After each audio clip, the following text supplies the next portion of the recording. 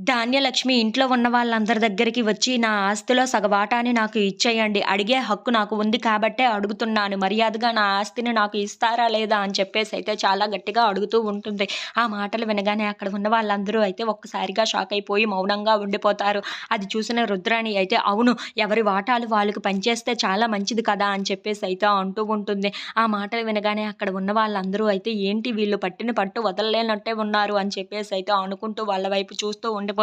ఇంతలో అక్కడ ఉన్న సుభాష్ మాత్రం, మీరేం మాట్లాడుతున్నారు? షటప్ అని చెప్పేసైతే అంటూ ఉంటాడు. ఆ మాటలు వినగానే అక్కడ ఉన్న రుద్రాణి అయితే, "అవును, ఎవరి వాటాలు వాళ్ళకి ఇచ్చేస్తే వాళ్ళు సైలెంట్‌గానే ఉంటారు. మీరు వాటాలు పంచేస్తే చాలా మంచిది" అని చెప్పేసైతే అంటూ ఉంటుంది. ఇంతలో అక్కడ ఉన్న సుభాష్ అయితే, "మీలాంటి వాళ్ళతో కలిసి ఉండడం కన్నా విడిపోతేనే చాలా మంచిది.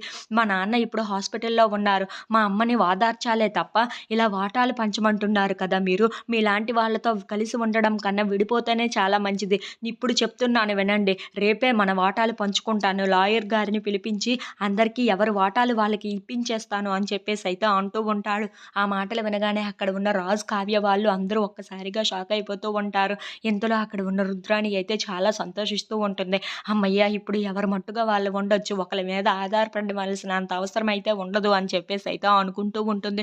ఇంతలో అక్కడ ఉన్న సుభాష్‌ని చూసి రాజు అయితే, "ఏంటి డాడ్ మీరేం మాట్లాడుతున్నారు?" అని చెప్పేసైతే అడుగుతూ ఉంటాడు.